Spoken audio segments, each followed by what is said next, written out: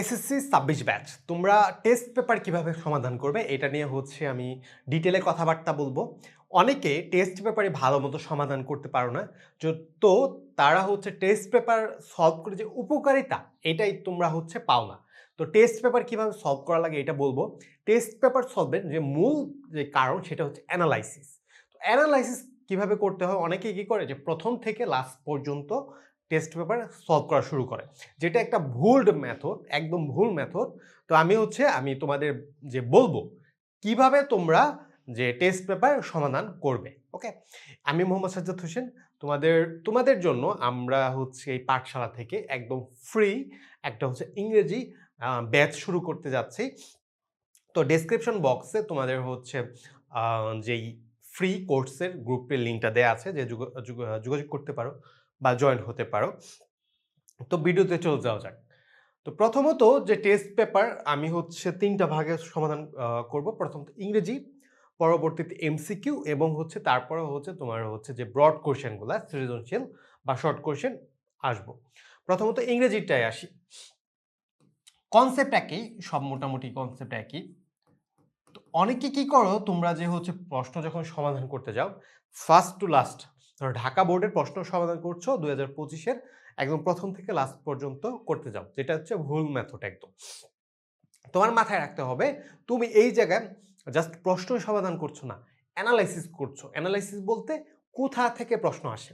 আমি যদি দু একটা উদাহরণ বলি, এই পর্যন্ত যদি তোমাদের গত ৫-৬ বছরের আমি প্রশ্নের কথা বলি, ঢাকা বোর্ডে বা অন্যান্য বোর্ডে তোমাদের ৭টা রুলস থেকে মোটামুটি তোমাদের যে অ্যাসার্টিভ টু নেগেটিভ বা এই প্রশ্নগুলা, হ্যাঁ অ্যাফার্মেটিভ টু নেগেটিভ যে প্রশ্নগুলো আসে চেঞ্জিং সেন্টেন্সে ৭টা রুলসের মধ্যে আসছে। এবং অ্যাসার্টিভ টু নেগেটিভ এই যে এটা জাস্ট ২টা, এবং এভরিওয়ান রুলস থেকে ৩টা-৪টা প্রশ্ন আসছে। তো এই যে এই জিনিসটা আমি কিভাবে জানলাম? প্রশ্ন অ্যানালাইসিস করে। এবং প্রশ্নটা যখন তোমরা সমাধান করবা, সাপোজ ধরো তোমরা ট্রান্সলেশন সেন্টেন্সের তোমরা সিম্পল কমপ্লেক্স কম্পাউন্ড পড়তেছো, তখন ধরো তোমাদের যে রুলসগুলা ওগুলা পড়া শেষ, এক্সারসাইজ করা শেষ, তখন তোমরা টেস্ট পেপারে যাবা। ধরো তোমরা যখন সিম্পল কমপ্লেক্স কম্পাউন্ড বা ট্রান্সফরমেশন সেন্টেন্সের ধরো অ্যাফার্মেটিভ টু নেগেটিভ করতেছো বা পড়লা তুমি, তখন যে জাস্ট ওই প্রশ্নগুলো সমাধান করবা, বাকি যে প্রশ্নগুলো ওগুলো দেখবা না। যখন সমস্যা তুমি সমাধান করবা, দুইটা জিনিস মানে তোমরা ই করবা। একটা কি, প্রশ্নগুলো কোথা থেকে আসতেছে, প্রশ্ন কোথা থেকে আসে। এই যে প্রশ্ন কোথা থেকে আসে, এরকম না যে তোমার বাড়তি যে রুলসগুলো আছে ওগুলো পড়বা না, অবশ্যই পড়বা। কিন্তু যখন প্রশ্ন কোথা থেকে আসে এটা ধরতে পারবা, তখন তোমার পরীক্ষা, যখন ধরেন কালকে পরীক্ষা, তুমি রিভিশন দিবা। এখন কি তুমি সম্পূর্ণ বই রিভিশন দিবা? সম্পূর্ণ বই রিভিশন দিবা না, কিন্তু যেগুলা আসে ওগুলা রিভিশন দিবা জাস্ট। তো প্রশ্ন কোথা থেকে আসতেছে ওইটা ধরে ওই জায়গা থেকে রিভিশন দিচ্ছ। এইটা একটা গেল, প্রশ্ন কোথা থেকে আসতেছে এটা ধরতে পারলা। দ্বিতীয় যেই মানে কারণটা, হ্যাঁ, যে যখন যখন তুমি যে অল্টারনেটিভ মানে সবগুলা পড়তেছ, তুমি কিন্তু প্রশ্নটা অ্যানালাইসিস করতে পারতেছো না এবং সবগুলা মাথায় ঢুকে যাইতেছে। তুমি 10টা রুলস পড়লা, 10টা রুলসের আন্ডারে তুমি চেঞ্জিং সেন্টেন্স কমপ্লিট করা শুরু করলা। তখন কি তোমার 10টা রুলসও মনে পড়তেছে, প্লাস তুমি কিন্তু প্রতিটা বোর্ডের এক্সারসাইজ করতেছো। তখন কি প্লাস তোমার কি এক্সারসাইজও হয়ে যাচ্ছে। এক্সারসাইজ ওই পার্টিকুলার টপিকে, ধরো তুমি ১ থেকে ১২ পর্যন্ত বা ১০ পর্যন্ত টপিক সবগুলাই করলা, ওগুলো এক্সারসাইজ হচ্ছে, কিন্তু ওগুলা ফলপ্রসূ হচ্ছে না। তো এক্সারসাইজ করবা কি টপিক অনুযায়ী। তুমি চেঞ্জিং সেন্টেন্স পড়তেছো বা রাইট ফর্ম অফ ভার্বস পড়তেছো, পড়া শেষ, তুমি কি ডাইরেক্ট এক্সারসাইজ যাবা কিসে, বোর্ড থেকে, টেস্ট পেপার থেকে, এবং টেস্ট পেপার ধরে ধরে ধরে করবা। বা পোয়েমস, তুমি ধরো পোয়েমস পড়লা, 4টা পোয়েমস পড়লা বা একটা পোয়েমস, ও মি ও লাইফ, এই পোয়েমসটা পড়লা তুমি। এখন তুমি দেখবা যে এই কয়টা বোর্ডে এই প্রশ্নটা আসছে। আসলে এই যে তোমার ২ নাম্বার বা ৩ নাম্বার যে প্রশ্নগুলা, ওগুলা কিন্তু আমার এমসিকিউ প্লাস প্রশ্ন, এখন তো শূন্যস্থানও আছে। এগুলা কিন্তু ওই জায়গার যে মানে বইয়ের যে ওমি ও লাইফের যে প্রশ্নগুলো ওগুলো আসে না। ওকে? তো এগুলা পড়বা। মিস্টার মতি আছে। এগুলা তোমাদের পড়ে দেখতে হবে। যখন অ্যানালাইসিস করবা, যত অ্যানালাইসিস করবা, যত পরিমাণ পড়বা, তত তোমার পড়াশোনা কমে আসবে। তুমি ধরতে পারবা। তোমার A+ তুমি একদম নিশ্চিত করতে পারবা। এই জায়গা থেকে প্রশ্ন আসে। ওই স্যার বলল, এই স্যার বলল, একদম স্টার দিয়ে ভরায় দিল, এগুলা কিচ্ছু করা লাগবে না। তুমি যদি বুঝো ওই যে ওই স্যার যে ধরো অনেকে আছে না দেখবা ইউটিউবে যে হচ্ছে একটা প্রশ্ন লিখছে, এটা 100% কমন দিয়ে দিচ্ছে। আচ্ছা এই যে স্টার, স্টার, স্টার এটা কোন জায়গা থেকে পারে? তারা হচ্ছে প্রশ্ন অ্যানালাইসিস করে। তো ওই তাদের কথা বিশ্বাস করা লাগবে না। সবসময় নিজের দেখবা, অ্যানালাইসিস করবা, বুঝতে পারবা। ওকে? তো এগুলা কি? ইংরেজি যদি তুমি টপিক পড়বা, প্রথমত টপিক পড়বা, যে ওইগুলার এক্সারসাইজ করবা, তারপর হচ্ছে কি যাবা এবং একটা খাতা নিবা। আরেকটা কি করবা? একটা খাতা বা হচ্ছে কি পেজ, পেজ, পেজ নিয়ে কি করবা? পেজ নিয়ে তুমি হচ্ছে একটা টান দিবা। টান দিয়ে ধরো হচ্ছে তুমি চেঞ্জিং সেন্টেন্স করতেছো। ঠিক আছে? বা হচ্ছে রাইট ফর্ম অফ ভার্বস করতেছো। রাইট ফর্ম অফ ভার্বস এর মধ্যে তুমি রুলস গুলা লিখবা। কোন কোন রুলস থেকে আসছে এই পরিমাণ প্রশ্ন? হ্যাঁ, যে হচ্ছে রুলস গুলা কি করবা? যে হচ্ছে সাপোজ ধরো হচ্ছে যে থার্ড পারসন সিঙ্গুলার নাম্বার থেকে প্রশ্ন আসছে। হ্যাঁ, অলওয়েজ, যে হচ্ছে অলওয়েজ, এভরিডে, এই যে প্রশ্ন এগুলা। তারপর হচ্ছে জাস্ট, জাস্ট নাও, এভরিডে, হ্যাঁ এইগুলা থেকে আসছে। তো কোন কোন থেকে প্রশ্ন আসছে? একটা দুইটা জাস্ট হচ্ছে রুলস তুমি সংক্ষেপে লিখে রাখবা। এই রুলস থেকে প্রশ্ন আসছে, এই রুলস থেকে প্রশ্ন আসছে। এখন ধরো তুমি দেখলা যে হচ্ছে ধরো তুমি ঢাকা বোর্ড প্রশ্ন সমাধান করতে করতে দেখলা যে হচ্ছে একটা জায়গা থেকে, একটা রুলস থেকে প্রশ্ন আসতেছে। দুইবার আসতে পারে, তিনবার আসতে পারে। ওইটাকে তুমি দুইবার দুইবার লিখবা নাকি? কখনো দুইবার লিখবা না। কি করবা? লেখা ধরো হচ্ছে জাস্ট, জাস্ট নাও, হ্যাঁ, now at this moment, day by day, এগুলা, হ্যাঁ, বা এটা একটা হচ্ছে ধরো নাও, now at this moment, day by day, at this moment. ঠিক আছে? ওই যে প্রেজেন্ট কন্টিনিউয়াস। ঠিক আছে? এই এই যে এগুলা আছে, তখন কি লিখবা? তখন তুমি একটা স্টার দিয়ে দিবা। দুইটা প্রশ্ন পাইলে তুমি দুইটা স্টার দিবা। তিনটা পাইলে তিনটা স্টার দিবা। বা তুমি লিখতে পারো ১, ২, ৩ এভাবে লিখতে পারো। জাস্ট তুমি এটাতে বুঝাচ্ছ কি? এই যে এই রুলসটা থেকে একবার প্রশ্ন এসেছে, দুইবার এসেছে, তিনবার এসেছে। এতে করে কি তোমার হচ্ছে বারবার বারবার কষ্ট করা লাগবে না। তো এই পেজটা কি তোমার ধরো একটা খাতা করে নিতে পারো, সকল সাবজেক্টের করবা। এতে করে কি যখন হচ্ছে তুমি ইংরেজি সমাধান করবা, তখন দেখবা কি তোমার হাতের মুঠোয় এসে পড়ছে কোনগুলা প্রশ্নগুলা সবচেয়ে বেশি আসে। বুঝতে পেরেছ? তো এইভাবে তুমি কি ইংরেজি প্রশ্ন সমাধান করবে। এখন যাই এমসিকিউতে। ওকে? এমসিকিউটা ব্যাপারটা একটু অন্যরকম। এমসিকিউর ক্ষেত্রে তুমি কি করবা? এমসিকিউ এই ব্যাপারটাও কিন্তু আসবে প্রথম যেই তোমার একটা হচ্ছে প্রিপারেশনটা তোমার এখনো পরীক্ষা অনেক দিন আছে। আরেকটা হচ্ছে প্রিপারেশনটা কি পরীক্ষার আগে দিয়ে নিতেছো। হুম? আচ্ছা। তো এই জায়গায় তুমি হচ্ছে প্রথমত ৩ টা কলম নিবা। ৩ টা কলম। এই কলমটা একটা হবে ধরো হচ্ছে লাল, একটা হচ্ছে নীল, আরেকটা হচ্ছে কি তোমার হচ্ছে কালো হইতে পারে বা অন্য কালারও নিতে পারো। তো এই ৩ টা কালার এটার মধ্যে হচ্ছে কিগুলা থাকবে কি? প্রথমত আমি বলি তুমি পড়াশোনা শুরু করবা কিভাবে। সাপোজ ধরো তুমি বাংলার কোনো একটা টপিক পড়লা। ওকে? কোনো একটা কবিতা পড়লা, কোনো একটা গদ্য পড়লা বা অন্য কোনো চ্যাপ্টারে পড়লা। তো ওইটায় ওই চ্যাপ্টার পড়া শেষ করে তুমি কোয়েশ্চেন ব্যাংকে যাবা।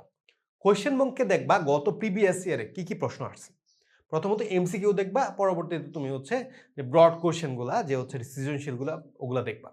সৃজনশীল যেটা হচ্ছে ১-২ মার্কসের ওইটা কিন্তু শর্ট নোট আকারে, শর্ট যে প্রশ্ন এগুলো কিন্তু আসবে শর্ট কোয়েশ্চেন আকারে। তো তুমি কি করবা যে হচ্ছে দেখবা এই জায়গায় কিন্তু ৩ টাইপের প্রশ্ন থাকবে। এক টাইপের প্রশ্ন তুমি আচ্ছা দেখছো দেখেই পারতেছো। ওইটার মধ্যে কি? ওইটা হচ্ছে হয়তোবা তুমি কালো কালি দিয়ে দিবা। হ্যাঁ, দেখেই পারতেছো। হ্যাঁ, যে হচ্ছে কালো কালি। কালো, কালো কালি। মানে দেখেই, দেখেই পারা। আরেকটা কি?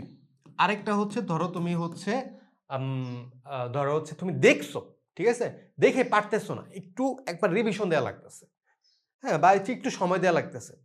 তখন কি ওইটার মধ্যে ধরা হয়তো তুমি হচ্ছে নীল কালি দিবা। নীল কালি। আরেকটা কি? ধরো হচ্ছে তোমার অনেকবার রিভিশন দেয়া লাগবে। এমসিকিউটা অনেক কঠিন আছে।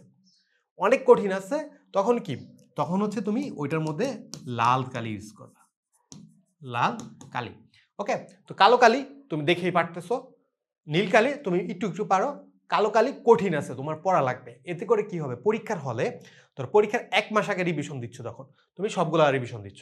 পরীক্ষার 15 দিন আগে রিভিশন দিচ্ছ, তুমি জাস্ট কালো কালিগুলো রিভিশন দিচ্ছ। পরীক্ষার 1 দিন বা 2 দিন আগে যখন রিভিশন দিচ্ছ তখন কি তুমি জাস্ট লাল কালিগুলো রিভিশন দিবা। কারণ কি এই 2টা তুমি পারো। বুঝতে পেরেছো? এতে করে কি তোমার সময় কমে আসবে। একদম সময় কমে আসবে। বুঝতে পেরেছো? তো এটা কি এমসিকিউ এইভাবে তুমি হচ্ছে মানে দাগায় রাখবা। তো ১ম কি কাজ করবা? ১ম হচ্ছে তুমি যে চ্যাপ্টারটা পড়লা, ওই চ্যাপ্টারটা পড়বা। তারপর হচ্ছে কি ওই জায়গায় যত প্রশ্ন আছে, ওই প্রশ্নগুলাকে তুমি হচ্ছে পড়বা। এমসিকিউ প্লাস হচ্ছে কি? এমসিকিউ প্লাস হচ্ছে তোমার হচ্ছে যে সৃজনশীল প্রশ্ন ওগুলা। এবং তুমি যে এই যে দাগায় রাখতেছো এটা কি? এটা কিন্তু টেস্ট পেপারে দাগায় রাখবা। ঠিক আছে? প্লাস সাথে প্লাস তুমি কিন্তু বইও দাগাবা। বইয়ে বইয়ে তুমি হচ্ছে একটা চিহ্ন দিয়ে রাখতে পারো। তুমি দিয়ে দিতে পারো। আমি সাধারণত দেই। এক্সাম, এক্সামে আসছে। ধর একটা হচ্ছে লাইন আসছে, লাইন তুমি দাগাইলা, উপরে দিয়ে দিলে এক্সাম। পেন্সিল দিয়ে দিতে পারো, কলম দিয়েও দিতে পারো। তোমার যেটা ভালো লাগে। ওকে? এক্সামে আসছে। এরকম, এরকম দিয়ে দেয়। অনেকে দেয়। তে কি? ইম্পর্টেন্ট। এরকম দিয়ে দেয়। কিন্তু তে দিলে কি বোঝা যায়? এক্সাম। তো এরকম কোনো চিহ্ন বানায় রাখবা, তুমি হচ্ছে যখন পড়তেছো, বইয়ের মধ্যেও দাগায় রাখবা। যখন দ্বিতীয়বার রিভিশন দিচ্ছ, তুমি বই রিভিশন দিচ্ছ, তুমি কি ধরতে পারবা কিন্তু আচ্ছা এই স্পেসিফিক জায়গায় আমি যে পড়বো আবার রিভিশন দিব যখন হচ্ছে প্রয়োজন হয়, বা যখন রিভিশন দিচ্ছ তুমি একটু জোর দিতে পারবা আচ্ছা এই লাইনটা পরীক্ষায় এসেছে, এই জায়গায় কি জোর দিতে পারবা। ওকে?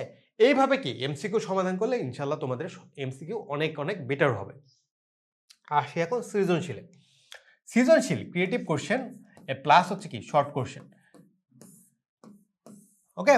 এই দুইটার মধ্যে তোমার হচ্ছে এই আগের মতোই তুমি পড়বা চ্যাপ্টার, চ্যাপ্টার পড়ে তুমি হচ্ছে এগুলা সমাধানে যাবে। এখন যে ১ মার্ক এবং ২ মার্কের যে সৃজনশীল প্রশ্নগুলো আছে না? হ্যাঁ? জ্ঞানমূলক এবং হচ্ছে পরের যে প্রশ্নটা এই ২ টা খাতায় লিখে রাখবা। এবং খাতায় লিখে রাখবা অবশ্যই। কারণ হচ্ছে এগুলা কিন্তু এখন হচ্ছে শর্ট নোট আকারেও আসবে তোমাদের। এই প্রশ্নগুলা থেকে শর্ট নোট আকারে আসবে। এবং বইয়ের মধ্যে যদি দেখো অত বেশি প্রশ্ন থাকে না এই রিলেটেড, একদম অল্প প্রশ্ন।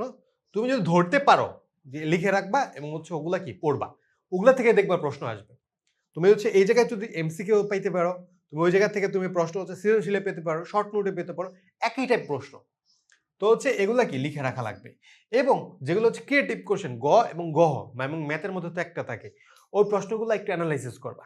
যে হচ্ছে ধরো ম্যাথের ক্ষেত্রে দিলে বা ফিজিক্স কেমিস্ট্রি বা যারা কমার্সে আছো, হ্যাঁ, যে হচ্ছে তোমার ফিনান্স ব্যাংকিং বা হচ্ছে অ্যাকাউন্টিং থেকে কোথা থেকে প্রশ্ন আসতেছে, স্পেসিফিক জায়গা ধরবা। ওই জায়গা থেকে প্রশ্ন আসতেছে এবং কয়টা সূত্র প্রয়োগ করতেছে। যেমন আমি হচ্ছে কমার্সের, যদি হচ্ছে আমি কমার্সের কথাবার্তা বলি, টাইম ভ্যালু অফ মানি থেকে কিন্তু প্রশ্ন আসে। হ্যাঁ? তো প্রশ্ন আসে, সবসময় আসে। কোথা থেকে প্রশ্ন আসতেছে? কোন জায়গায় তারা প্যাচটা মারতেছে? ওকে? এগুলো একটু দেখবা। এগুলো এনালাইসিস করলে কি হবে? তোমাদের পড়াশোনা কমে আসবে। একটু বিরক্ত লাগতে পারে, বাট পড়াশোনা করে কমে আসবে, প্লাস হচ্ছে এ প্লাস পাবা। সামনে কিন্তু বিপদ আসতেছে তোমাদের। যে হচ্ছে প্রধান যে শিক্ষা মন্ত্রী হবে উনি কিন্তু অনেক কড়া। প্রচুর কড়া। তো হচ্ছে গত পরীক্ষায় অলরেডি যে প্রায় ৬৬% পাস করেছিল, প্রায় ৬ লাখের বেশি ফেল করেছে। এইবার যদি হচ্ছে দেখা যাইতে পারে আরো বেশি ফেল করতে পারে। তো এখন থেকেই সচেতন হয়ে যাও, পরিশ্রম করো, পরবর্তীতে কিন্তু ধরা খেয়ে যাবে। তো আরো যদি তোমার কোনো কোয়েরিজ থাকে, কোনো কিছু থাকে, কমেন্ট বক্সে কমেন্ট করতে পারো। আর ডেসক্রিপশন বক্সে আমাদের ফেসবুক পেজের লিঙ্ক আছে। ফেসবুক পেজ থেকে দেখে থাকলে তোমরা হচ্ছে ইউটিউব থেকে দেখতে পারো। ইউটিউবেও লিঙ্ক দেয়া আছে। ধন্যবাদ সবাইকে।